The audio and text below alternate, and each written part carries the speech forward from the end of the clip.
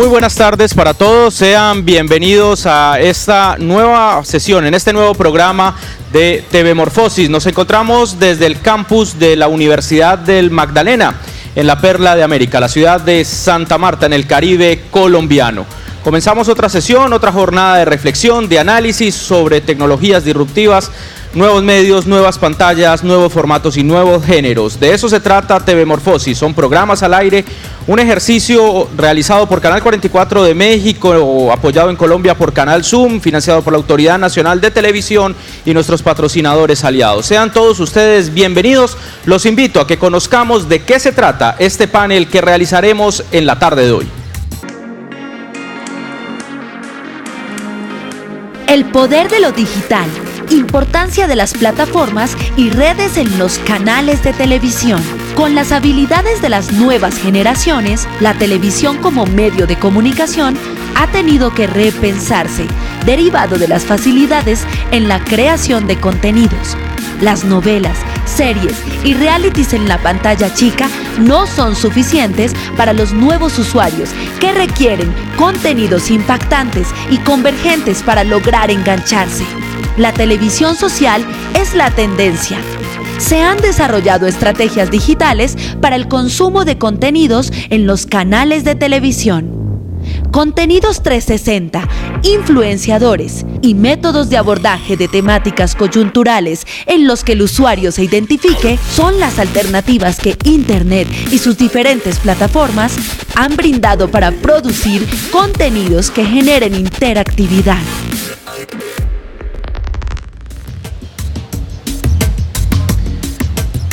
Y nos sentimos muy emocionados de estar en la Universidad del Magdalena, porque justamente hoy está cumpliendo 15 años su programa de cine, pionero en Colombia, y que ha formado cientos de jóvenes en esta materia. Entonces, para nosotros es un gusto, es un honor estar en esta tarde de hoy, en este hermoso campus universitario, disfrutando de una tarde fresca acá en Santa Marta.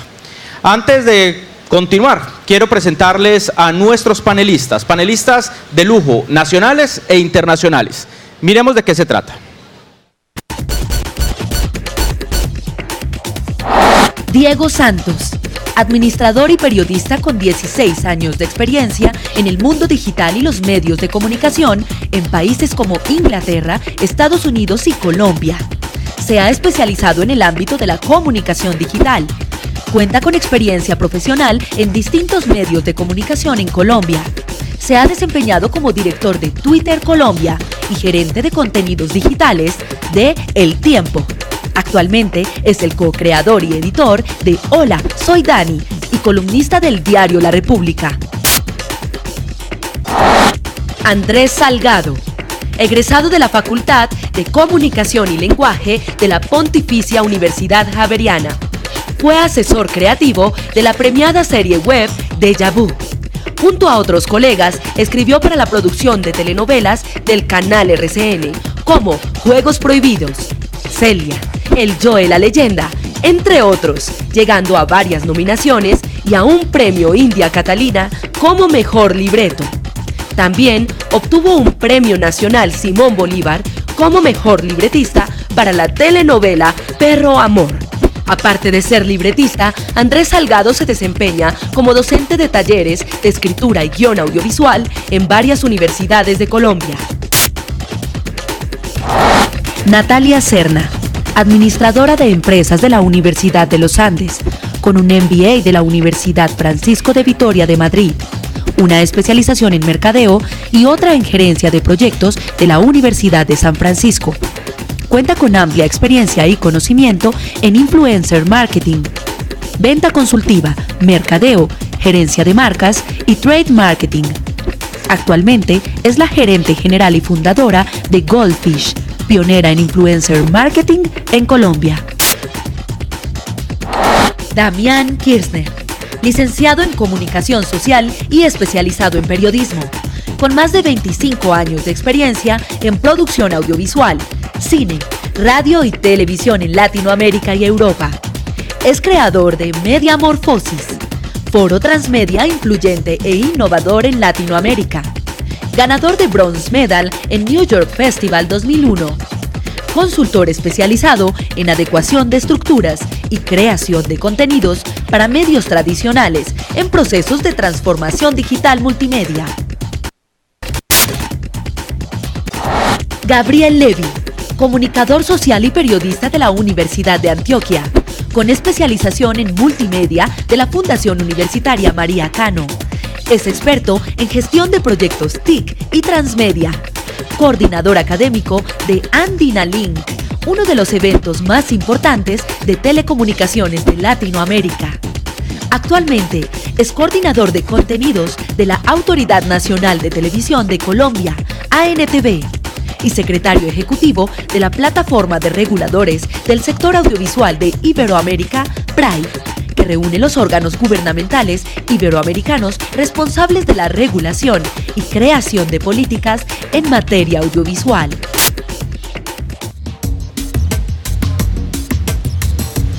Como se habrán dado cuenta, nuestros panelistas son de lujo, expertos en los temas de contenidos digitales, lo cual garantiza que tendremos un diálogo y una reflexión muy interesante en esta tarde de hoy. El día de ayer, en los paneles y en las diferentes discusiones que tuvimos, se habló durante prácticamente la mayor parte de los ejercicios de reflexión y de los programas que se desarrollaron del contenido. Y parecía que había un concepto unánime de todos los participantes que decían que el contenido es el rey. En un momento determinado, José Ignacio, que es del canal Encuentro y Pacapaca en Argentina, lanzó una bomba que alteró el curso que traía la discusión. Él decía que estaba reflexionando acerca de si el contenido era el rey o si eran las plataformas el rey. Y a partir de ahí se dio una discusión muy interesante, lo que me llevó a mí a quedarme pensando un buen rato, un buen tiempo sobre este asunto. Al final tuvimos con mi equipo de trabajo una reflexión en que decíamos, bueno, los contenidos sin plataforma pueden sobrevivir, pero las plataformas sin contenido no. Yo quiero que comencemos hablando de eso, contenidos y plataformas, quién es el rey realmente y qué es en este momento lo que marca el valor diferencial. Y comencemos contigo, Damián, muy buenas tardes, bienvenido y gracias por acompañarnos. Hola Gabriel, bueno, buenas tardes, muchas gracias por invitarnos, un placer estar acá en Santa Marta, en la Universidad de Magdalena, un hermosísimo lugar. Bueno, yo creo que el contenido es el rey, si no hay una buena historia, no hay nada. Pero yo creo que la reina de ese ajedrez son los hábitos de consumo. Si no entendemos dónde está nuestra audiencia, en qué lugar, si no programamos bien, si no distribuimos bien, finalmente estamos hablando de distribución. El distribuidor en el cine es el que elige en qué salas se estrena una película. Si no elige adecuadamente las salas, el público no llega a esa película, o la tapa a otro estreno, o no elige bien en qué barrios tiene que ponerla. En los contenidos digitales pasa igual. Tenemos que elegir, entender dónde está nuestra audiencia, en qué lugar, en qué hábitos de consumo tiene. Quiero decir, si hago un contenido que le habla a gente que trabaja, probablemente durante la mañana esté trasladándose en auto o en ómnibus a su trabajo. Entonces probablemente yo tengo que entender bien si mi público va a estar con disponibilidad para acceder al móvil y va a poder ver mi contenido o no va a poder verlo, si a la mañana va a estar en el ómnibus y va a estar mirándolo en el celular o si le hablo por radio. Yo tengo que elegir de qué manera, en qué lugar me encuentro con mi audiencia. Si no entiendo mi audiencia, si no estudio los analytics, si no entiendo en qué lugar encontrarlo, no puedo encontrar en qué plataforma hablarle. Me parece que hay que identificar el contenido, hay que identificar al rey y hay que identificar a la reina. Muy bien. Natalia, usted ha descubierto un potencial gigante que ni siquiera las grandes marcas especializadas en marketing identificar, que es el de los influenciadores. Hablemos un poco del rol que tiene ese influenciador en ese ajedrez, en esa partida de ajedrez. ¿Qué papel tiene el influenciador para ese consumo de contenidos y de plataformas? Pues los influenciadores definitivamente son creadores de contenido. O sea, ellos, más allá de ser influenciadores y cambiar de pronto hábitos de consumo de las personas, realmente lo que ellos hacen y hacen todos los días de su vida es crear contenido. Y crear en contenido en sus diferentes redes sociales, llámese en sus canales de YouTube, en su fanpage, en su Twitter, en su Instagram, y realmente es el foco de ellos. Entonces, digamos que yo sí sigo creyendo que el contenido es el rey y realmente los influenciadores que les va bien son quienes crean un buen contenido que se conecta con esa audiencia. No necesariamente estamos hablando de producciones muy costosas que cuestan millones de pesos. La mayoría de los contenidos de esos influenciadores son creados por ellos mismos, con sus propias cámaras, en sus mismas casas, que realmente tienen costos muy bajos, pero con todo y eso son muy buenos contenidos que se conectan con la gente y la gente quiere ver. Entonces, en ese sentido, el contenido sigue siendo el rey y la gente se está conectando muchísimo con estos influenciadores que los ve en las diferentes redes sociales. ¿Qué fue lo que descubrieron los influenciadores que no habían logrado los medios tradicionales? Hablar en el lenguaje de los jóvenes, sentirse identificados. ¿Cómo lograron ellos ser el rey con tan bajo presupuesto? Es decir, grandes canales se gastan millones invirtiendo en preproducción, en producción, como usted lo dice, ellos con una cámara logran casi un mismo nivel de audiencia. ¿Qué fue lo que ellos descubrieron? Pues mira, realmente ellos, la mayoría de ellos tienen audiencias muy de nicho, entonces como tú dices, ellos crean contenido y se conectan con un segmento de audiencia que es muy específica y que le gusta ese tipo de contenido, que normalmente no es el contenido que le gusta a todo el mundo. Si yo veo, ayer nos acompañaba Kika Nieto, que es una influenciadora con la cual nosotros trabajamos, posiblemente muchos de nosotros, si vemos el contenido de Kika Nieto, pues no nos vamos a sentir identificados porque no nos gusta, pero resulta que hay un montón de personas que se sienten identificados con ese tipo de contenido, es lo que les gusta. Entonces yo creo que ellos lo que están haciendo es generar contenidos para segmentos de mercado que son muy específicos y que logran hablar en el lenguaje, en el tono, en la naturalidad con la que son las personas, ¿no? Que no son temas muy producidos, sino es la realidad, lo que son. Diego, ¿se podría decir que usted es como una especie de rey Midas de los contenidos digitales? Porque todo lo que ha tocado lo ha vuelto oro en audiencias. Empezó con El Tiempo, convirtió el medio más leído en medios sociales, hasta el punto que luego se lo llevó Twitter y dijo, véngase con nosotros a potenciarnos. Y ahora usted está con Yo Soy Dani, que es nacido de último y es el youtuber más exitoso. ¿Cómo lograr hacer contenidos de calidad? ¿Cómo lograr impactar en una audiencia que para muchos es indescifrable como es el entorno digital? ¿Cómo ha logrado ese éxito en las diferentes gestiones que usted ha hecho de esos contenidos? Bueno, primero gracias por el piropo, pero de Rey Midas absolutamente nada. El Tiempo ya era una casa editorial que tenía una trayectoria muy importante y yo formé parte de ese equipo. Y con Hola Soy Dani en Twitter era más que todo vender la plataforma más que generar contenidos, y con Hola Soy Dani pues ahí el verdadero genio detrás de esa idea es Daniel Samper. Quisiera un segundo responder a la primera pregunta que le hiciste a Damián, y es, voy a aterrizar esa discusión a Colombia, porque a mí me parece que Colombia todavía es un mercado muy maduro en cuanto al tema digital. Sobre todo en los medios de comunicación, no hablo de los influenciadores porque ellos están a otro nivel.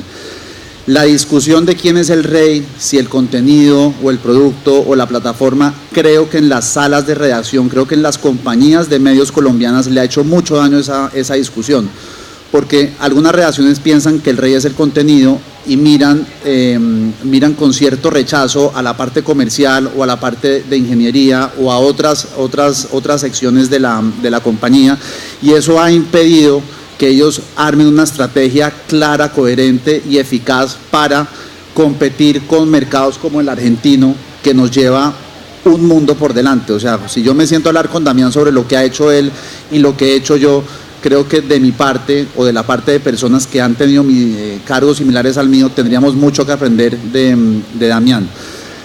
¿Quién yo creo que es el rey aquí en Colombia? La estrategia tiene que ser el rey. Y la estrategia es muy de la mano de lo que está diciendo Damián, que es, yo tengo un buen contenido, un contenido creativo, ¿en qué plataforma lo voy a poner, o en qué medio o en qué canal voy a hacer el uso de esa plataforma? ¿Cómo lo voy a monetizar? Porque es muy importante también hablar de la parte de monetización. Sin plata, pues es difícil que haya buen contenido. Pues no es cierto, porque bueno, los youtubers han demostrado que sin plata pueden hacer grandes cosas, pero los medios de comunicación todavía no han roto esa barrera de decir, con pequeños presupuestos podemos hacer grandes cosas. Sobre qué tipo de contenido es el viral, es muy difícil decirlo. Si uno tuviera la fórmula mágica, pues uno sería millonario en este campo. Yo creo que hay que ser creativo, muy creativo. Yo creo que hay que perderle la pena a hacer cosas. Nosotros somos una sociedad en la que todo nos da pena o el qué dirán. Y las personas que han logrado hacer grandes cosas, que es el caso de los influenciadores que maneja Goldfish, la compañía de Natalia, es porque no les da pena nada, porque se lanzan a hacer cosas que nadie ha hecho antes. Y yo creo que por ahí va el camino de empezar a hacer cosas que cuestionen el status quo, que cuestionen cómo somos los colombianos, que cuestionen en líneas generales qué es lo que hacemos en el día a día. Muy bien, gracias Diego. Andrés, continuando con esa discusión, el contenido, la plataforma, ahora aparece una variable que nos pone Diego, que es la estrategia. ¿Qué piensa usted? Realmente en ese escenario, ¿cómo se balancean esas cargas? ¿Qué es lo más importante con un valor agregado? Y es que usted viene del campo de la televisión y ha empezado a colonizar otras pantallas. ¿Cuál es su perspectiva frente al tema? Yo creo que lo importante es el contenido. También no me queda muy bien decir cualquier otra cosa, pues básicamente yo soy un generador de contenidos y toda la vida lo he hecho, pero también estoy bastante de acuerdo un poco con lo que se ha venido hablando, y es la necesidad de ir en llave con una muy buena estrategia, con no ver a los que promocionan el contenido o a los que van a montar la campaña del contenido como unos enemigos, porque creo que eso hace mucho daño al contenido.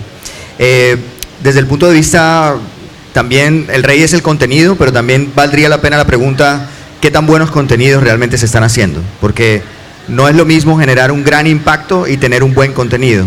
O sea, hay cosas que generan un gran impacto, pero a nivel de contenido realmente no hay nada que encontrar ahí. Es bastante deficiente, por así decirlo.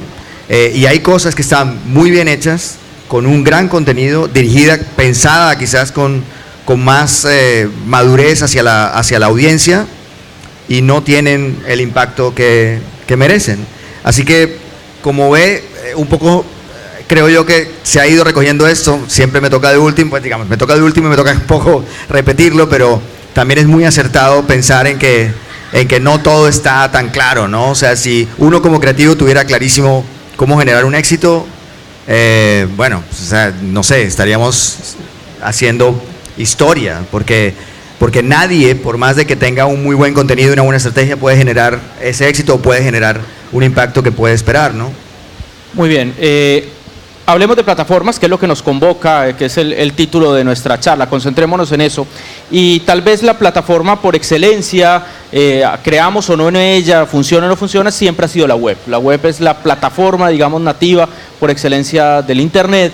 Y existen casos y experiencias respecto a cómo lograr que la plataforma funcione. Pero acá realmente la discusión, lo interesante es no solamente cómo utilizar la web en el caso de los contenidos como un medio de difusión institucional, sino cómo aprovechar la web para que sea un escenario de expansión de los contenidos, para que los contenidos se expandan. Damián, usted ha trabajado la web, lo hizo con La Nación, aprovechó el entorno ya existente, el tráfico que tenía, ahí empezó a contar historias y logró resultados muy interesantes. ¿Cómo logramos aprovechar las plataformas para que se conviertan en un aliado de las otras pantallas y las historias se expandan ahí? Voy a contarte un caso que estoy siguiendo con mucha atención, que es un caso de la televisión noruega, que hoy está siendo un éxito en el público adolescente. La serie se llama Skam. Skam es una serie de la televisión pública noruega que tenía un problema, y es que los adolescentes ya no miran televisión.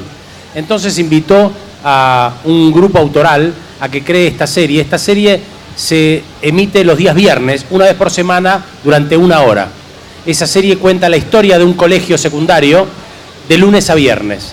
Lo que pasa es que los días viernes se emite por televisión abierta, el capítulo. Y cada capítulo, de acuerdo a cada temporada, cuenta el punto de vista de uno de los protagonistas. Toda la historia contada en ficción en televisión la cuenta uno de los protagonistas, siempre. En las otras plataformas, en la web, en la .com de NRK, se sube en horario real de lo que sucede durante esa semana. El lunes a la mañana, si tienen clase de matemática y hay una escena que sucede en la clase de matemática, a esa hora se sube esa escena en la .com. El martes tal vez hay otro clip que se sube a la noche porque los chicos están cenando, y el jueves en tal horario.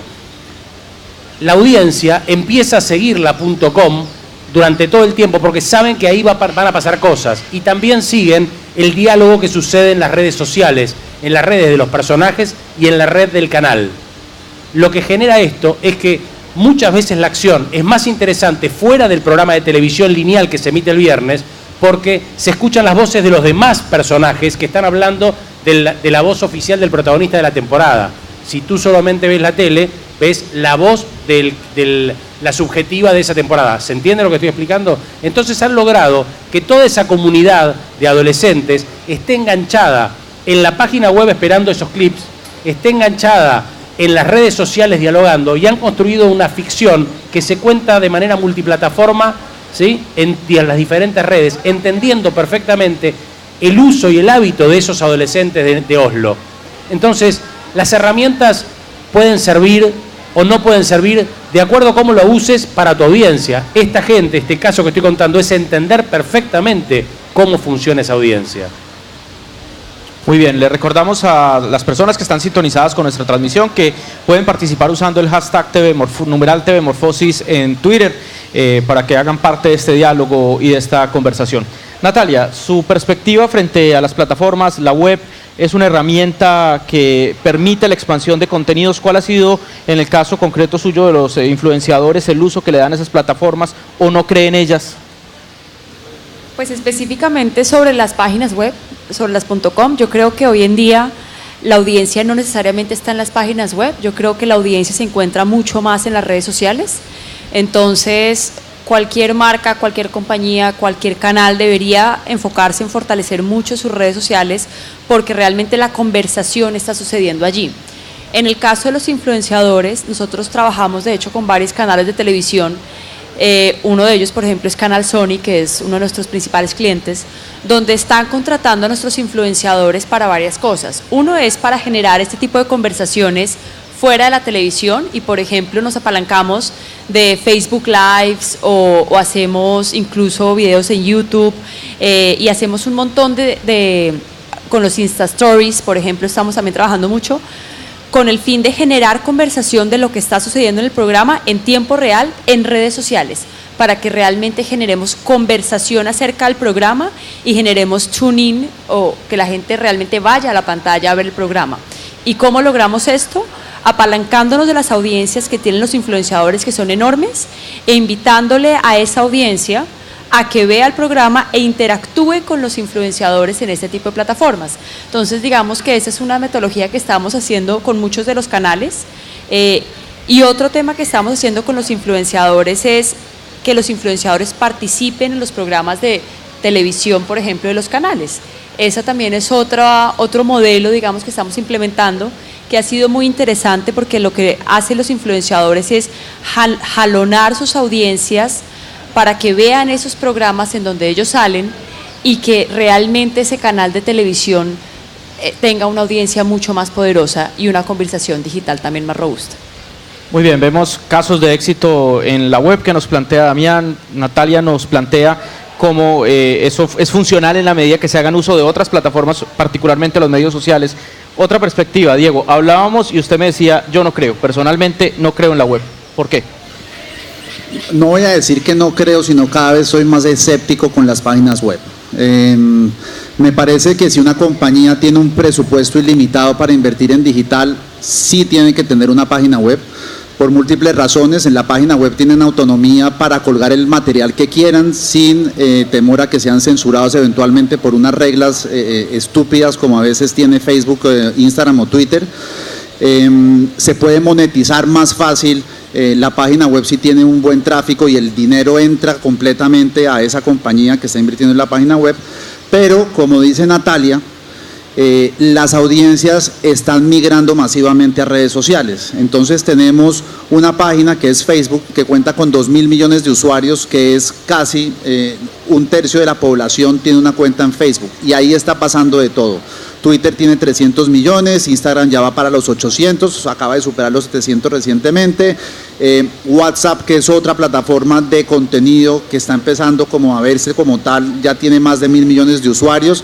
Entonces, si uno no tiene esa plata, ese presupuesto ilimitado, uno se tiene que fijar en dónde le va a ser más rentable la inversión que haga en digital, y yo sí creo que eso está en redes sociales. El ejemplo que daba Damián de esta serie Noruega, yo estoy seguro, pues no estoy seguro, pero creo estarlo, me imagino que le han metido mucha plata a eso.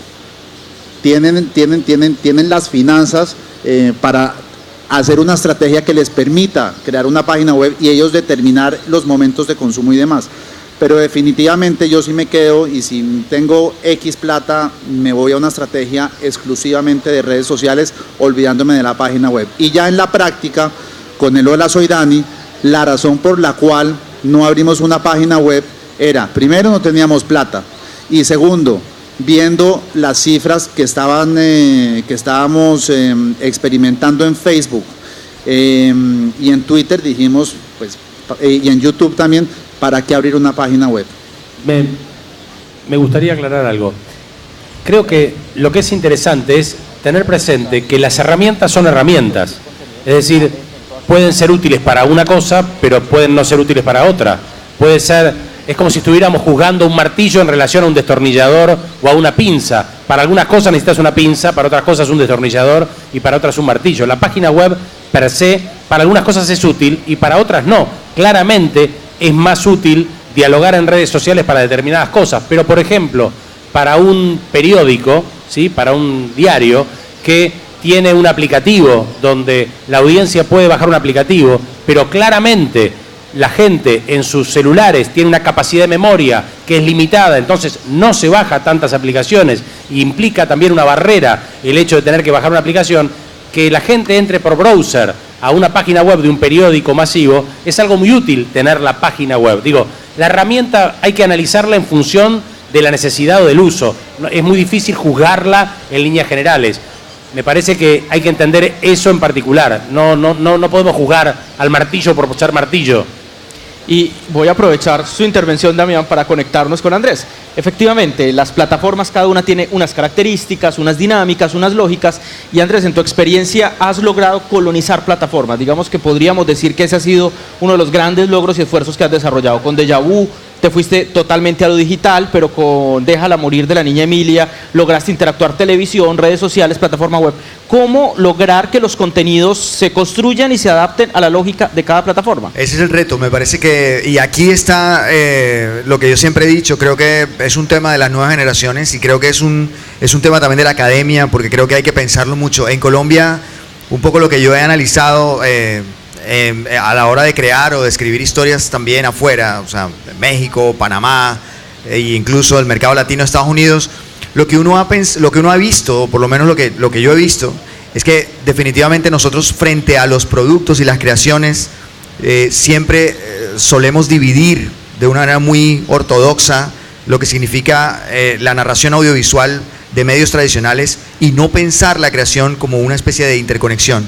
Este ejemplo de Noruega, por ejemplo, es una cosa que en Colombia sería algo impensable para los canales tradicionales. Y creo que ahí están perdiendo una cantidad de público que definitivamente está migrando a otros lados. Parte de la caída o de la disminución de sintonía que ha habido y que es un hecho de los canales tradicionales tiene que ver un poco con eso, con la ausencia de ese pensamiento, de esa intención de crear contenidos que estén conectados y que tengan que ver también con esto. A mí me aterra, en el buen sentido de la palabra, ver este tipo de ejemplos, pero también sin ir tan lejos, uno ve que un país tan cercano como Panamá tiene una cercanía con el público desde el punto de vista de estos productos que se crean, canales tradicionales conectados con el uso de las redes sociales. Esto también pasa en México, también pasa en Estados Unidos.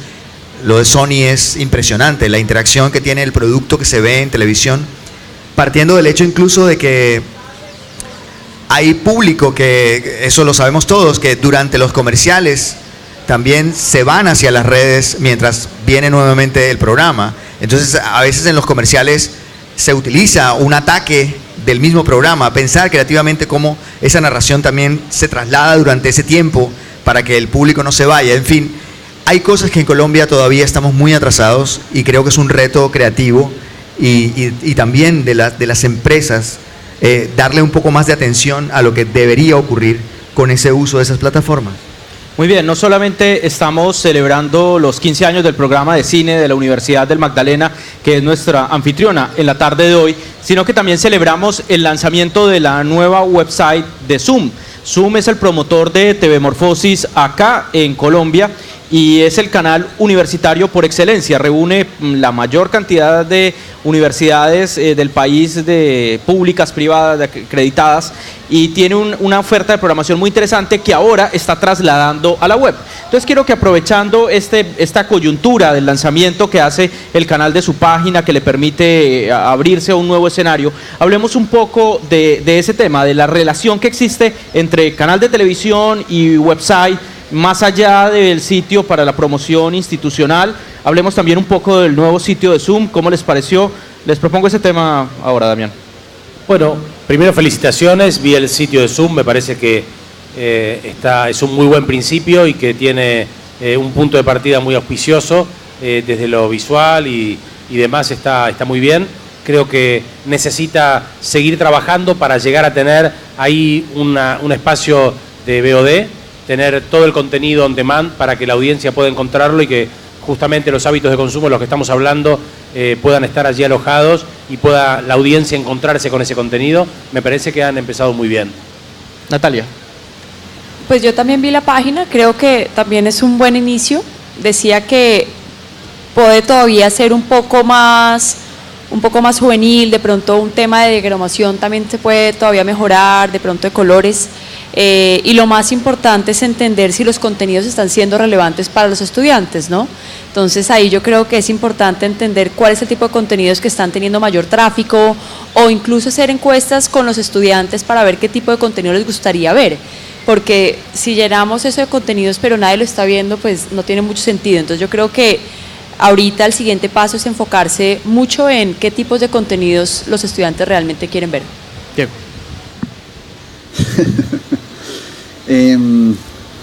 Bueno, no voy a ser políticamente correcto, pero creo que tiene un campo de mejora sustancial. Me pareció que es una página que se asemeja más a una página gubernamental más que a una página hecha para gente joven. Entiendo que esto está enfocado para estudiantes. Yo no soy diseñador, pero como dice Natalia, sí creo que le cabe una mejora en el diseño sustancial, de más colores, como los videos que se puedan ver mucho más grandes. Creo que el cabezote consume demasiada la información, ahí ocupa ya casi un tercio de la página, se come la información del menú. Y ahí sí me pregunto si la página cuando se creó la página, si tenían claro el objetivo de qué es lo que estaban buscando. No vi una estrategia de redes sociales dentro de la página, entonces si bien es un buen inicio, me parece que el campo de mejora es sustancial. Lo clave es eso, es no construir una página que llene de orgullo a quienes la construyen, sino que llene de orgullo a quienes la van a utilizar. Y creo que cuando se ve una página, lo importante es sentirse incluido en ella, ¿no? Y no sentir una barrera. Y creo que ahí está el mayor reto, más allá de los arreglos técnicos o de contenido que todavía hay, porque evidentemente los procesos siempre arrancan como deben arrancar y es siempre para mejorarlo. Pero lo más importante, yo creo, es saber, la gran pregunta es saber si las personas que la van a utilizar realmente sienten que es parte de ellos. Y eso es lo más delicado y el gran reto. Muy bien, hablemos de la plataforma de los medios sociales en su conjunto, no importa cuál sea, que se han convertido en medios de comunicación en sí mismos. O sea, la presencia de una marca, de un youtuber, de un canal en una red termina siendo un medio en sí mismo. Hasta el punto que muchos medios de comunicación tradicionales lo han visto como una amenaza, pero muchos otros lo han visto como una gran oportunidad. Recapitulando experiencias, y volvemos a la televisión noruega, que tiene unas cosas geniales. Hace unos años lanzaron en la televisión pública una telenovela en donde los actores crearon los personajes en redes e interactuaban con el público, y lo que pasaba de la interacción con el público terminaba influenciando los guiones en un momento en que se fundió ficción con realidad y la historia. Entonces han nacido nuevas formas, nuevas lógicas de conectar medios tradicionales con medios sociales. ¿Cuál es la estrategia? ¿Cuál es el punto ideal? ¿Cómo lograr aprovechar esos medios para que se conviertan en una expansión de las historias, de las narraciones, particularmente del tema de televisión, que es lo que nos convoca? Damián. Depende de qué producto hablamos. Básicamente las redes sociales, entendiéndolo, es el diálogo horizontal entre las personas. Cuando logramos encontrar influencers, personas que convocan más audiencia, generan nichos, encuentros que generan tensión y atención. Me parece que entender la lógica de la dinámica del movimiento de esas redes sociales nos permite, en función de cada producto, tendremos que estar hablando de cada producto, ver cómo utilizamos estos espacios. Google habla de los momentos, de los micromomentos, entender cómo son los micromomentos de las personas. Hay micromomentos que tenemos con el celular. Hoy la plataforma que más estamos utilizando los humanos es el celular. El celular lo usamos en pequeños momentos, a la mañana para informarnos, cuando cortamos en algún momento, cuando estamos en el colectivo, en el ómnibus, a la noche en la cama, cuando estamos por acostarnos. Identificar esos micromomentos, identificar esos espacios para hablarle a nuestra audiencia. El micromomento del servicio es un micromomento que va a tener limitaciones cuando estoy buscando un servicio determinado, pero el micromomento que uso para distenderme, para informarme, para entender, es el momento en el cual podemos entrar con nuestro contenido. Depende cuál sea el contenido, tenemos que buscar y entender dónde están los micromomentos de nuestra audiencia y tratar de llegar a través de las redes a conectar con ellos a través de esos micromomentos. Estrategias, Natalia, para que los medios sociales se conviertan en medios para que se expandan las historias. Pues mira, pensando en tu primera pregunta un poco y pensando en mi área de experiencia, que es todo el tema de influenciadores digitales, definitivamente los influenciadores digitales se han vuelto un poco la democratización de los medios, ¿no? Antes teníamos pocos canales de televisión, de diarios, vallas, etcétera. Hoy en día cada persona puede ser un medio. Entonces, definitivamente los influenciadores sí se vuelven una competencia para los medios tradicionales, porque resulta que las marcas ahora tienen muchísimas alternativas para hacer la difusión de sus contenidos y conectarse con esa audiencia. ¿Qué opino, por ejemplo, para el canal Zoom, que le quiere hablar a universitarios? Precisamente la mayor cantidad de gente que ve a sus influenciadores está entre los 18 y los 25 años. Creo que Canal Zoom debería tener una estrategia de alianza con influenciadores para compartir audiencias y hacer un proyecto en conjunto que le permita atraer a esos jóvenes a sus contenidos y a lo que quiere comunicar. Yo creo que por ahí puede ir la cosa. Natalia, ¿un influenciador o un youtuber exitoso nace o se hace? ¿O las dos cosas?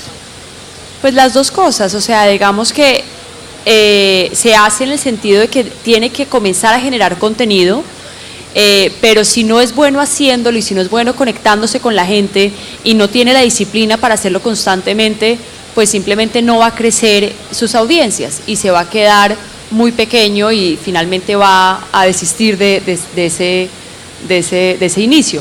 Pero la realidad es que todo el mundo hoy en día lo puede llegar a hacer, siempre y cuando generes buen contenido, te conectes bien con la audiencia y tengas mucha disciplina para generar contenido en el largo plazo, que así es como se crean las audiencias. Y este fenómeno de los youtubers, como para que redondeemos la idea, ¿es un fenómeno de momento? Es decir, ¿están teniendo un pico y va a entrar en descenso o es una apuesta de largo plazo? ¿Usted cómo lo ve? Más que los youtubers, lo siento que son creadores de contenidos en las diferentes redes sociales. Para mí es un tema que llegó para quedarse. Cada vez hay más personas creando contenido y las personas están siguiendo cada vez más a estos influenciadores. Entonces lo que estamos viendo es que ya no hay 10, ni 20, ni 30 influenciadores, podemos estar hablando de miles o millones de influenciadores y la gente siguiéndolos y quiere seguir lo que hacen, lo que comen, lo que dicen, lo que opinan. Entonces yo creo que es un tema que llegó para quedarse y viene creciendo con muchísima fuerza. Diego, estamos hablando de medios sociales como plataforma para la potenciación de los contenidos. Hablemos de eso en la línea en la que viene la conversación. ¿Usted cómo lo ve? ¿Cuál es la estrategia para aprovechar los medios sociales en el proceso de contar historias? Pues lo más importante, y creo que voy a sonar repetitivo, es tener un objetivo. Una vez yo tengo ese objetivo, yo tengo que mirar, bueno, existen unas 6 plataformas sociales que requieren tiempo, requieren inversión para hacer un buen trabajo en ellas, pero todas son diferentes, todas manejan una audiencia muy distinta. Entonces, Facebook sirve para algo, Instagram sirve para otra cosa, Twitter sirve para otra cosa, LinkedIn sirve para otra cosa y YouTube también sirve para otra cosa. Entonces, es entender muy bien lo que yo estoy generando, dónde va a pegar más. Lo otro es tener un contenido que sea constante. Uno tiene que generar un contenido una vez a la semana, una vez al día. Por ejemplo, hay un influenciador, hay un youtuber de viajes que se llama Fan for Luis, que es uno de los más populares que existe a nivel mundial, que tiene una política de publicar un video diario. Ya el hombre lleva como 4.000, una cosa bárbara en los últimos 6, 7 años o un poquito menos.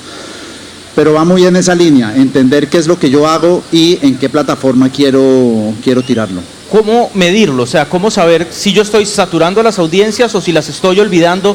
¿Cómo saber si uno diario es suficiente o si es uno a la semana? ¿Cómo lograr darle a eso la justa medida? En redes sociales todo es prueba, es más, en digital todo es prueba y error, y afortunadamente uno ve las estadísticas de cómo se está comportando el contenido que está subiendo. Si yo empiezo a colgar contenido diario y voy manteniendo el mismo tráfico, o sea, las mismas videovistas día a día, eso quiere decir que no estoy saturando a la audiencia. Si yo estoy viendo que eso se está quedando plano, a lo mejor ya llegué a mi tope y tengo que cambiar la estrategia. Hay gente que sube una vez a la semana, por ejemplo con Daniel Samper empezamos a subir video cada 15 días y la audiencia empezó a pedir, oiga, suba lo más frecuente, y hoy en día Daniel sube casi que un video por semana. Eso es, viendo las estadísticas y también tanteando qué es lo que está diciendo la audiencia. Bien, la misma pregunta. Sobre todo lo que hemos hablado también quedaría por anotar que creo que en televisión, que es un poco mi oficio, y desde la creación, que es un poco lo que hago, creo que lo más importante es, más allá de crear contenidos que tengan la posibilidad de colonizar otras plataformas, me parece que lo más importante es convencer, hacer entender que a los canales que hay que asumir lo que está ocurriendo con las redes como un asunto, primero que no se subestime, que creo que por momentos, bueno, ya ha ido pasando la subestimación, ya creo que a estas alturas ya no se subestima lo que al principio se subestimaba, pero también pienso que en este momento hay que hacerles entender que hay que generar una estrategia seria, una metodología seria, para utilizar de alguna forma una especie de poder que todavía tienen los medios de convocatoria, de arrastre, de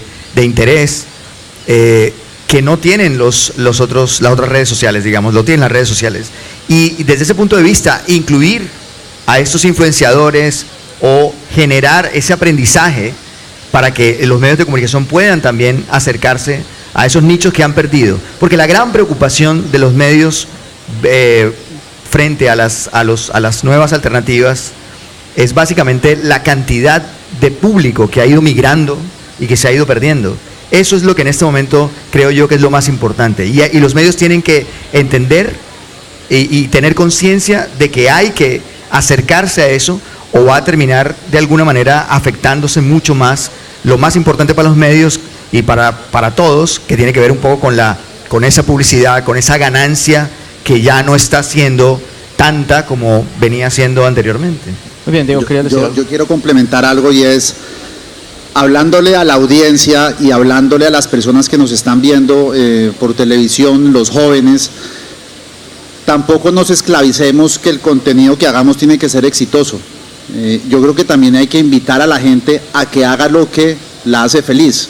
Si yo quiero coger la cámara y hacer el tonto o decir una estupidez o cualquier cosa y eso me llena de satisfacción, adelante, háganlo. Me parece que esa esclavitud del éxito, de los clics, de los comentarios, está anulando mucho talento que no se atreven a hacerlo porque van a tener 50, 60, 70 views y quizás con constancia, con tiempo. Los youtubers hoy exitosos y que lo diga Natalia, no arrancaron de la noche a la mañana con 2 millones, 3 millones de video views. Kika, que lo maneja Natalia, ella seguramente no arrancó siendo la más exitosa. Eso se va construyendo poco a poco y el éxito, mirámoslo dentro de 2 o 3 años, pero que no nos disuada el seguir haciendo esto si en los primeros meses solo nos ve nuestra mamá, nuestros hermanos y ya. Muy bien, les voy a pedir que en esta última ronda seamos muy breves porque el tiempo se nos está acabando, pero se nos quedan 2 temas que creo que es muy importante. Uno de ellos es el tema de la pauta. La explosión de pantallas generó la atomización de la pauta. y lo hemos visto en todos los sectores. Vimos esta semana cifras que empiezan a revelarse de Cantar Media, de Andesco, la pauta en televisión tradicional desplomada. Vimos en YouTube una crisis a partir de unos contenidos que no le gustaron a ciertos pautantes, y en mayo los ingresos de casi todos los youtubers en el mundo se desplomaron. Y en general todas las plataformas, en la medida en que van captando pauta, van atomizándola cada vez más, porque no está creciendo al mismo nivel los pautantes de la pauta y de las pantallas y plataformas. Entonces, ¿cómo sobrevivir a eso? Porque finalmente esto no es un asunto solamente de mística, también hay el tema económico, la supervivencia. ¿Cómo ven ustedes la perspectiva del tema de la pauta y la supervivencia frente a la atomización que está ocurriendo por la cantidad de plataformas? Yo creo que la estrategia transmedia, que expande un contenido a diferentes plataformas, lo que le ofrece a las marcas es más tiempo de los usuarios en contacto con el producto. Lo que tenemos que empezar a cambiar es el parámetro de volumen digital. Lo que está en crisis es, por un lado, el volumen digital, porque el volumen digital hoy se puede mentir, puede ser fraudulento. Ya no podemos medir solo por volumen, porque a veces eso es mentiroso, sino que tenemos que medir un algoritmo que Juan Señor, que es un especialista, lo define. Hay que cambiar los clics por clocks, hay que cambiar el concepto de el volumen por el tiempo, un tiempo calificado. Si un usuario se queda en un contenido, si vuelve a ese contenido, si hay un usuario nuevo, esto debe generar un algoritmo que las marcas que están más preocupadas por dónde van a poner su dinero, que les rinda su dinero, que ya no le creen al volumen, al punto de rating tradicional, tenemos que encontrar y creer y darnos cuenta que tener más tiempo nuestra audiencia en contacto con nuestro público, con nuestro producto, es lo que realmente tiene valor. Muchas gracias, Damián. Brevemente, Natalia, ¿cómo sobrevivir a la atomización de la pauta y garantizar la monetización? Pues realmente yo creo que cada vez la pauta va a estar más atomizada, porque cada vez hay más medios y esa es la realidad. Entonces las marcas tienen que conectarse donde está su audiencia. No necesariamente todas las marcas deben atomizarse o por campaña deben estar en todas partes. Definitivamente, según la campaña y los objetivos que tenga esa campaña y esa marca, podrá concentrar sus esfuerzos en ciertos medios que sean más afines a esa campaña y a ese segmento al cual le quiere hablar la marca. Pero definitivamente, por ejemplo, pensando en los influenciadores, si una marca se quiere asociar con influenciadores, pues literalmente puede hacer una campaña con 100 influenciadores y llegarle a, no sé, a 10 millones de personas fácilmente, pero a través de 100 personas hablando de esa marca y esa campaña específica. Gracias, Natalia. Diego, brevemente, ¿cómo sobrevivir a la atomización y garantizar monetización? ¿Cómo sobrevivir a qué, perdón? A la atomización de la pauta y garantizar una monetización ante tantas plataformas que están tratando de robar la torta. Santiguarse. Yo creo que el mercado en digital sí cada vez está siendo más difícil sacar plata. Eso no es tan fácil como generar contenido y ver cómo me ingresan las cosas. Esa plata se está quedando en pocas manos. Quizás en los más talentosos o los que tienen a las agencias más berracas haciendo este tipo de contratos. Le estaría hablando paja si le doy una opinión sobre cómo creo que uno se puede salvar de esta atomización, porque realmente no lo sé. Andrés. Yo desde el punto de vista creativo pensaría que lo hablo desde cómo una persona creativa podría automanejarse o autoabastecerse. Creo yo que es con la capacidad de adaptarse a otras posibilidades. He visto muchos colegas quedarse en el camino porque no se han adaptado a los nuevos medios, y creo que desde el punto de vista creativo, por lo menos que es de lo que sé, es básicamente eso, tratar de meterse en todas las posibilidades, crear para todas las plataformas y buscar contenidos que sean propicios en cada lugar, es eso. Bueno, brevemente para que cerremos sus conclusiones de este panel, Damián. Crear contenidos pensando en la audiencia, elegir en qué plataforma vamos a hablar, entender a tu público y a partir de ahí poder crear el contenido adecuado para cada público. Creo que esa es la clave, para los influencers, para los medios masivos, creo que esa es la clave siempre. Natalia, sus conclusiones. Pues sí, definitivamente el contenido sigue siendo el rey. Hay que, pues, en el caso de los influenciadores, por ejemplo, hay que seguir generando un buen contenido, y en la medida en que, por ejemplo, Canal Zoom o lo que sea, se asocie con esos influenciadores para conectarse con la audiencia, va a poderle llegar de manera mucho más acertada y mucho más natural a esa audiencia con la cual se quiere conectar. Muchas gracias, Natalia. Diego, sus conclusiones. Para mí es estrategia, estrategia, estrategia. Piérdanle pena al que dirán y láncense al agua, porque es que hay tantas cosas por hacer y de verdad van a encontrar un público que quiere saber qué es lo que ustedes están pensando, qué es lo que están haciendo. Tus conclusiones, Andrés. Crear con método, crear con adaptabilidad, crear con la posibilidad de adaptarse, de generar un contenido que sea capaz de adaptarse a cualquier tipo de requerimiento que quiera el cliente. Hablo como creador, eso para mí es mi conclusión. Bueno, yo quiero agradecerles a ustedes, han sido excelentes panelistas, creo que han dado una discusión con muchos ángulos, puntos de vista, que finalmente terminan siendo herramientas para que todos nuestros televidentes, las personas que nos ven a través de la red de canales de ATI, que hacen parte del proyecto TV Morfosis, en los países de Iberoamérica que están conectados con nosotros, tengan elementos de juicio suficientemente sólidos para sacar sus propias conclusiones. Y esta es una reflexión que no termina acá, que evoluciona tan rápido como van evolucionando las nuevas plataformas, los nuevos medios, los cambios que van teniendo los contenidos. Entonces, esperamos haberles dado muchos ángulos, muchos puntos de vista que nos permitan seguir reflexionando hacia dónde van las nuevas pantallas y los nuevos medios. Nuevamente queremos darle un agradecimiento muy especial a la Universidad del Magdalena, que es nuestra anfitriona en la tarde de hoy, felicitarla por los 15 años de su programa de cine, un programa muy exitoso que ha formado cientos de realizadores que están influenciando las pantallas en nuestro país. Muchísimas felicitaciones, bien por ese aplauso para la Universidad del Magdalena. Igualmente, agradecerle a Canal Zoom, que es el que realiza y hace posible que TV Morfosis se realice en Colombia, a Germán Pérez, su director, que lo ha luchado a sudor y lágrimas y lo ha sacado adelante. Muchísimas gracias, Germán, y muchísimas felicitaciones también a Zoom, a Canal 44 de México, que es el aliado natural, a su director Gabriel Torres, que es el creador, por impulsar esta excelente iniciativa, a la Autoridad Nacional de Televisión de Colombia, que lo ha hecho posible mediante la financiación y el apoyo durante los 5 años consecutivos que se ha realizado en Colombia, a su director Ángela Mora, muchísimas gracias por el apoyo, y también queremos hacerle un reconocimiento a la Universidad Minuto de Dios, a ESAP, a la Universidad EXI, que está cumpliendo 40 años, y a la Universidad Surcolombiana. Gracias a todos ellos es posible no solamente estar acá en la Universidad del Magdalena, sino haber estado el martes pasado en la Universidad de Antioquia, simultáneamente en una misma semana generando diferentes reflexiones en diferentes claustros y espacios académicos, y es posible llegarle a cientos de canales de televisión en toda Iberoamérica a través de la red ATI. A todos muchísimas gracias por acompañarnos, esperamos que este panel haya sido de interés para ustedes y los esperamos en nuestro siguiente programa de TV Morfosis, acá desde la Universidad del Magdalena en Santa Marta, la perla de América en Colombia.